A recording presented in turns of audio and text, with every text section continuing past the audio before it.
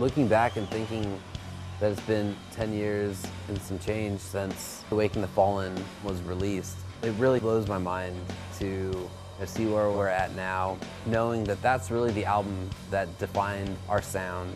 That was a record that we needed. There was a lot of strong melodies, a lot of interesting arrangements, just some cool ideas. Through it all, we have these great fans that have been with us since day one. Their passion for this band has only helped it grow to other people who see that passion. Awakening the Fallen really started to perpetuate that Avenged cult following. It was the very beginning of that big, underground, psychotic fan base. Waking is Avenged Sevenfold.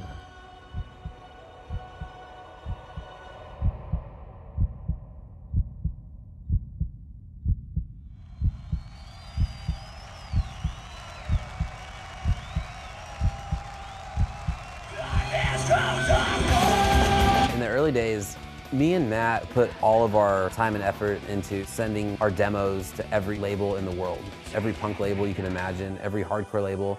We'd look at the back of 7-inch records and be some obscure label and be like, let's send them a demo and see if we can get signed. At the time, we signed with a Belgian label called Good Life, and we were just happy to be on a label. They really liked what we were doing. They wrote us like a paragraph contract.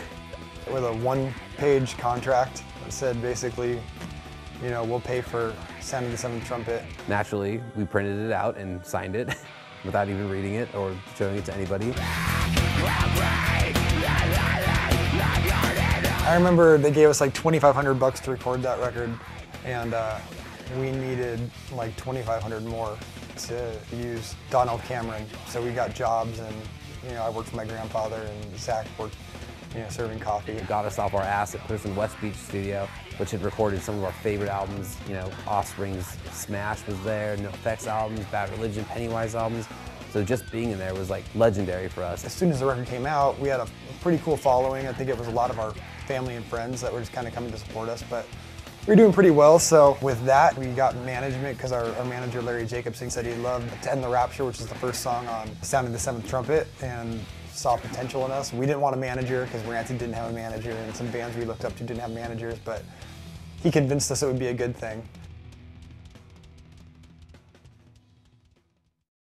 We were in the van touring for Sounding the Seventh Trumpet, touring everywhere with any band we could possibly open for, playing every city in front of just about nobody. You know when your band is almost there, when there's always those people in your band that aren't really quite as dedicated, they don't really care as much as you do about it. Matt was really great about the vision of where he wanted Avenged to go at that point, as was Zachy as well. We had started out a group of friends. Sin and Jimmy had Pinkly Smooth, their side project band. And I knew from day one, me, Jimmy, and Zach were for life, and when we got Gates in the band, we'd already put a record out. Yeah, that was, for me, the beginning of Avenged Sevenfold. That was my genesis. Sin had joined the band permanently after hearing Sounding the Seventh Trumpet and wanting to be a part of it, hang out with his friends, have a band that was willing to tour and record, that was appealing to him. It has the coolest memories for me because I was welcomed into this band as a writer for the first time. I didn't come in just as a musician. Matt specifically said, I hear you're writing a lot for Pinkly Smooth. Just kind of left it at that, and I was like, I wonder what that means.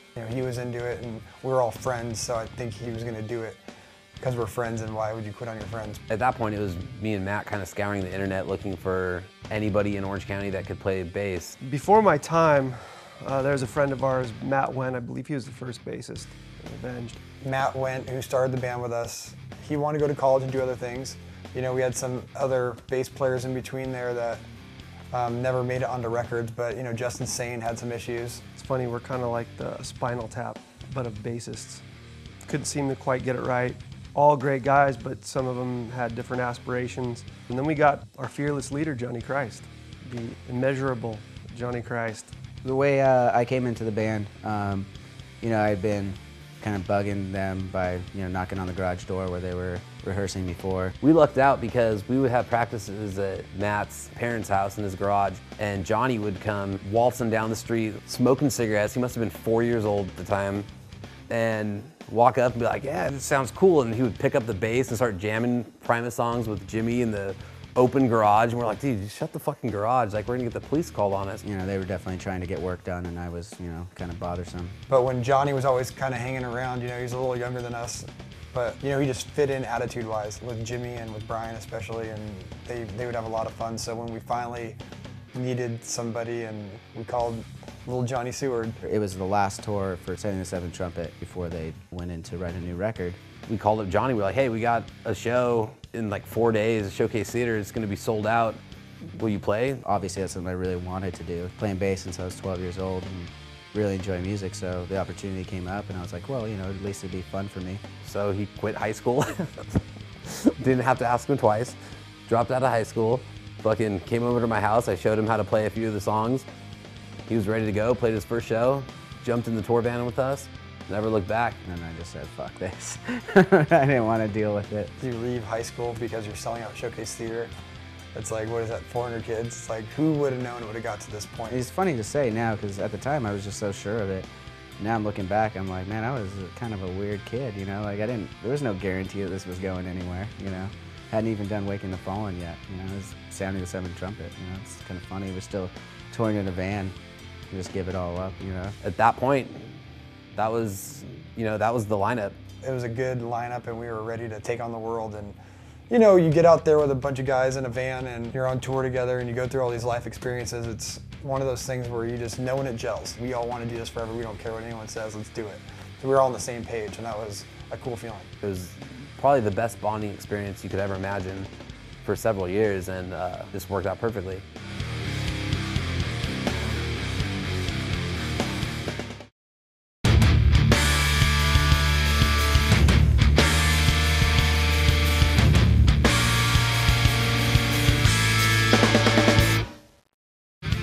When we first started embarking upon our long journey of Waking the Fallen and the next transition of Avenged Sevenfold, it was a pretty wild and haphazard time. Touring then was a little different, you know, and it definitely toughened us up for the road. We weren't just waiting to get a show at Chain Reaction or Showcase Theater within our area.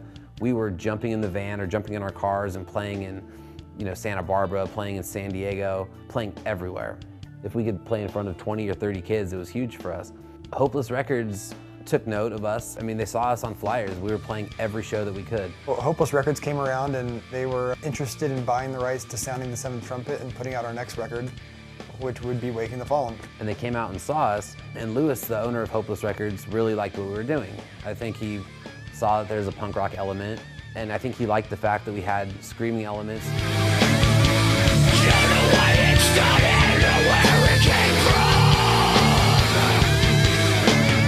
He definitely saw something in us at a time when other people didn't know what we were doing. And for that, I'm really appreciative. Everybody was really excited about what we were doing, and in turn excited us. You get with Hopeless and it's like, you know, it's a legitimate independent label that's gonna help put some money into the band, really help the distribution and everything, really help that record take off. No disrespect to Good Life Recordings, but being on a label that was in Belgium was a lot different than being on a label that was in LA, where you could actually work on things together, get a record going. So it was just always really artist friendly, you know, it was great.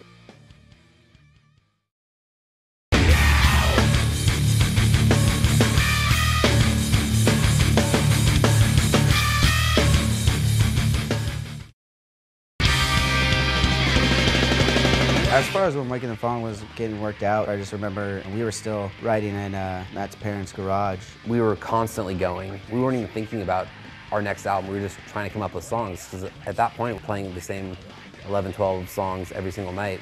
Everybody was still at the peak of going crazy and partying. And we were just all over the place.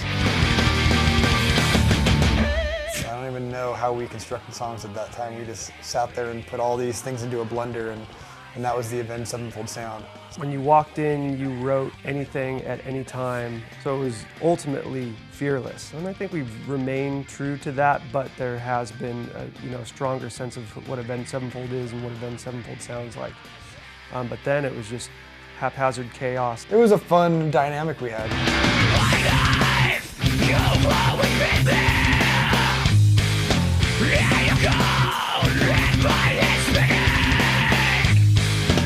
Waking the Fallen was probably my favorite to write because there was just no thought, no care in the world.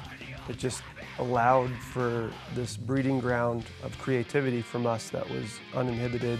Our sound developed kind of organically because of where we live, Southern California. You know, there was a big punk scene. We were heavily influenced by punk rock, thrash, metal. You would have seen us at Warped Tour and you would have seen us at Ozfest as fans. That's just how we rolled. And at the time, when we were getting excited to write songs, which ended up being Waking the Fallen, we were listening to tons of Pantera and really, loving Dime's solos and the riffs. And we were listening to the Master of Puppets from Metallica. Sepultura and Pantera and Slayer and Megadeth, but we were also big fans of Bad Religion and NoFX and the Misfits and Dead Kennedys and all the punk rock stuff. A lot of hardcore stuff. We had two intentions. We wanted to be the heaviest and most melodic band at that time. I mean, that was where our heart and minds were at as far as wanting to write songs. We didn't want to be pigeonholed. Matt started singing more. He's got a great voice, and we didn't want to always rely on hardcore breakdowns with screams and everything like that. That's still definitely prominent on Waking the Fallen, but it was a transitional period. That's really when I think that we came into our modern sound. I think that's when Matt's voice really lent itself to being heard in the way that is Avenged Sevenfold. It was very progressive. It had still its hardcore roots, but it just was surprisingly so melodic. And when we finally had enough music written and laid it all down and heard demos and stuff, we realized we might have something here. These songs are really cool. There's a lot of intricate parts. We're really expanding on what we did with Sounding the Seventh Trumpet, trying new things. So we felt really good about it. Having that kind of foundation gave us a lot of leeway and a strong direction and a sense of identity of exactly where we wanted to go. There was a lot of strong melodies, a lot of interesting arrangements, just some cool ideas, especially for some young kids that are 20 years old and younger. We didn't really know what we were onto. I know that we always had a grandiose vision of wanting to be big, but we didn't really have any idea what we were doing at the time.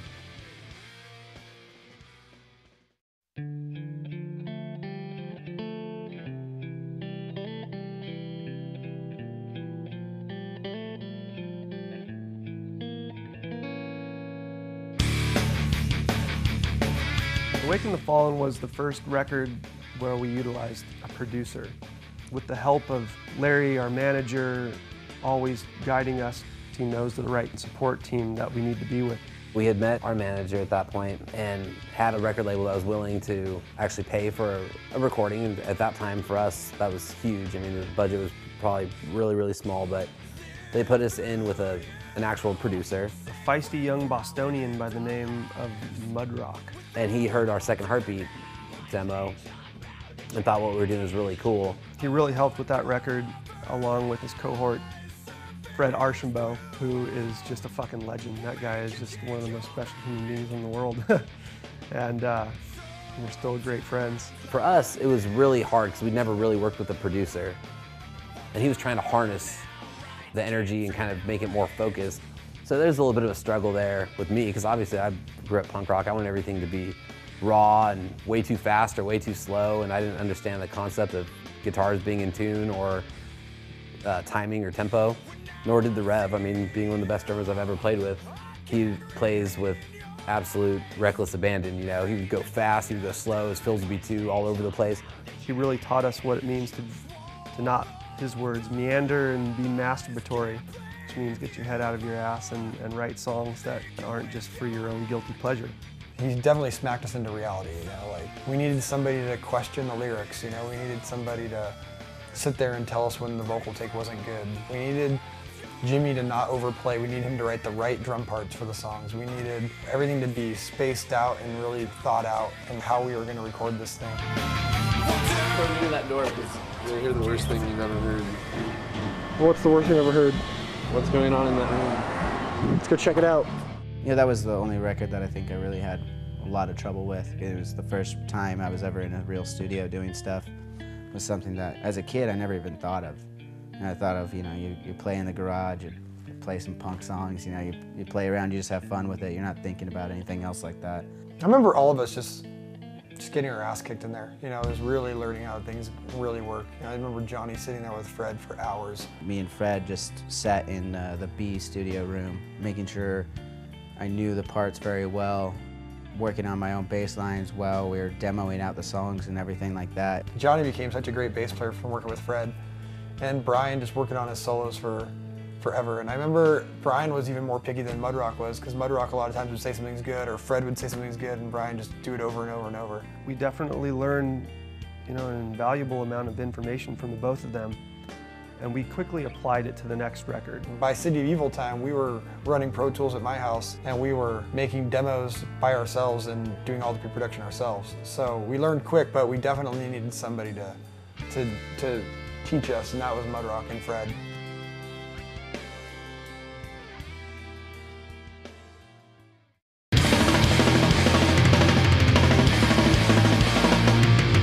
Once Waking was released, I remember taking the final mixes home and listening to it and really feeling truly proud of the songs. And it was the first time that people that were the closest to me listened to it and kind of had the look on their face like, well, maybe these guys are onto something. It was taking this subgenre of music to newer heights. When we were doing Waking the Fallen, there was no word of mouth via the internet. There was no YouTube. There was no Google searching bands. It was handing out flyers. It was playing the breakfast slot at Warped Tour and then standing around the sun for the next 10 hours, handing out demos and flyers before you had to pack up your gear and then drive yourself to the next middle of nowhere city. I gotta say, we were one of the first bands on Warped Tour, for better or for worse, that was a band that screamed and was heavy and had those metal, those hardcore tendencies. And people are like, what the fuck is this? This isn't pop punk, this isn't ska, this isn't punk rock. What are these guys doing? There was a buzz going around, like, who are these guys? You know, well, how are they on Warped Tour when this is a punk tour and they're not really a punk band? I think that helped us get a lot of attention at that time and really helped kick off Waking the Fallen. It started that whole scene, and it created awareness to that on a bigger level, on a more grand scale. Now you look at Warped Tour and it's hard to imagine a tour without all that. You know, there's a lot of bands that are on there doing that. I'm coming to kill you, won't leave until you died. Murder born of vengeance, I close my brother's eyes tonight. At that point, you know, you're playing in front of thousands of people and doing what you set out to do, and it's like a dream come true. It was a real way to see the steady growth of the band, actually be able to visualize it and to see the progression, the stages getting bigger, the crowds getting bigger and everything like that. We have a reason to jump back in the van and go starve ourselves on the road and drive around the country over and over again. And by the time we made our way back home, we had realized that we had went from a band that had 100 fans to a band that maybe had 1,000 fans. And we started noticing people sending us letters and saying, I love what you guys are doing. I got your death bat tattooed on me. And me and Matt would talk to each other like, holy shit, this girl got a death bat tattooed. Probably like 4 months of touring up until that point when we were going around and we started noticing more and more kids with the tattoos and just waiting outside the clubs all day long. It's like, wow, these people really care about what we're doing. We came back and we had sold out the Henry Fonda Theater in Hollywood. Which was a really big deal for us at the time to be able to sell that out. That was huge for us. And we were filming our music video for Unholy Confessions. You know, a show like that was like the biggest thing we'd been involved in, and it's so funny to think about now. I mean, now we're looking at, God, this summer and all these European festivals, but I mean, we were scared, not scared, but just like, it's your biggest show, and you know you're shooting a video and you want everyone to be pumped. How the fuck are you guys doing tonight, Ventura? Thank you so much for coming out tonight. You guys have been amazing so far. We are Ben Sutherland from Orange County, California. We just did a video for this next song. It'll be out soon. This song's called Unholy Confessions. It's the first track off right around We're gonna follow.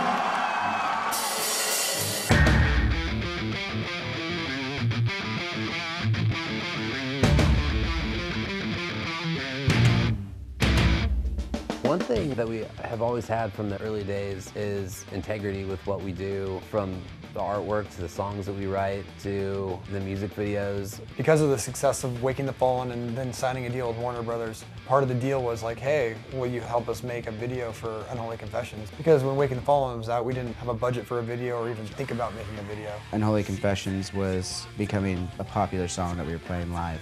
So we did one video first that we weren't happy with, so we scrapped. And at the time, it was almost like the record label couldn't believe that they had paid for a video, and we said, we're not putting this out. We used a director that we really respected, and we still do. It just, the video wasn't right for us. It was a great video too. Thomas Mignoni did it. Talented guy. I think we just didn't have a budget to execute the vision, and it felt that way. So we didn't do it. And I think a lot of bands, you know, they go, they feel like they spent the money, they have the video. If they don't love it in their heart, they still put it out. And it's just not the right thing to do. The right thing for us to do was go back, film the right video, which is the Unholy Confessions video that was released. We just said, why are we trying to make a video of something when we can just show one of these live shows and show all these fanatical fans and show our lifestyle? We had noticed that this kind of core group had started to grow. You know what, why don't we show what's happening with this band at this moment right now? That showed off our fans, that showed off our energy on stage, that showed everything that we were truly about. Those were some good testing grounds for us. We felt like that song could transcend that record, so we gave it a lot of special love and care. So we filmed it, but we'd never really filmed a real video at that point. That was the one and only time I think we played Unholy Confessions more than once in a set. I think we actually did 2 takes. We played the fucking, that's right, we played the fucking song twice. That's why I was pissed. Because we were shooting the video and they're like, do you guys think you could play the song more than once? We had to do that performance a few times, and one was before anybody got there. And we hadn't rocked out in front of nobody in any video, you know, at that point yet, especially when you're on stage and it's supposed to be live, but there's no kids there yet. At first we're like, that seems weird. We're not going to jeopardize the show for the video. Then we talked about it and we're like, okay, well, we'll let the crowd know the reason why we're doing it. I have just been informed by the video director that he would like to shoot Unholy Confessions one more time. So if you want to get in this fucking video, show us what the fuck you guys got. This one is Unholy Confessions for the second and last time. But it felt fucked up to have to do takes at a live show. We're going to play the song again.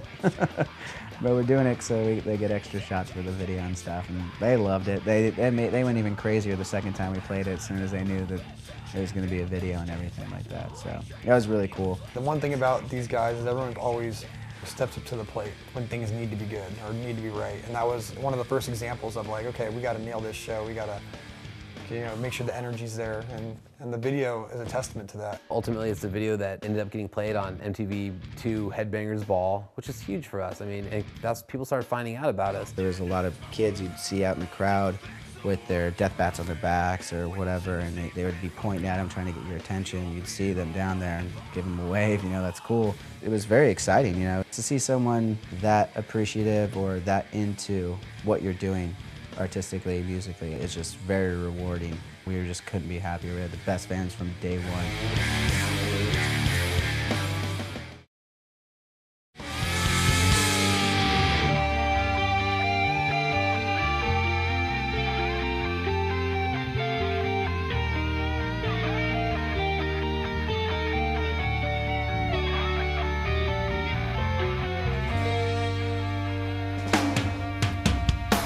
Waking the Fallen to me is a record that sounds 10 years old. But I like that, you know, there's a lot of older records that people try to mess with and remix and master, and I think it ruins them. I think the record is what it is, and it's, you know, as big as it is because of all the different flavors and all the different, you know, nuances of it. Now that we're older and have written a lot more versatile songs, from groove-oriented to songs like A Little Piece of Heaven that are all over the place, to more rock-driven, like backcountry, and we're able to go back to playing songs from Waking the Fallen, just about anything on that album, and fans are still really excited to hear them. It's funny because a song like Eternal Rest is still fast as fuck. We just brought back Eternal Rest into the set for these last South American dates, and it's funny because when you play them now, maybe the first night was a little nerve-wracking, but once we got the mix right, it was just so much fun to play. It had this punk rock element to it, and it's one of the more metal songs on that record, but it feels more bare bones and stripped, but aggro, and you kind of felt like, kind of how it felt to write a song like that, and to play it was just fun. It was just so much fun. You know, as we've grown and matured, we've learned that a lot of times less is more. Those songs were even crazier on the demos before, believe it or not. We thought at the time they were trying to harness all of our abilities, but really it was still pretty wild and out there. We really just wanted to write eclectic, adventurous, crazy songs. We play on Holy Confessions every show, and it's always a crowd favorite. It's kind of crazy because, you know, this year coming up we're going to be headlining Donington, which is a huge festival in England, and, you know, it's crazy to me to think that we're going to be playing some songs from Waking the Fallen. The songs have come so far, you know, going from being unsigned to all of a sudden playing 3 or 4 songs on the biggest stage in the world. It's kind of a crazy thing to think about. We were just young kids out of our minds writing music that we loved in hopes that somebody would come see our band someday. I definitely knew that there was a chemistry between Avenged and their fans that was unlike any other band I'd seen, really. They felt like we were doing something really special. I mean, we really did too, to be honest. And I think that's another reason why our fan base has been so loyal and so great throughout the years, is I think that they recognize that. And flash forward to now, again, you know, there's those same fans out there. They've grown with us as we've grown as a band, making new songs and new albums and everything like that. The shows have gotten bigger.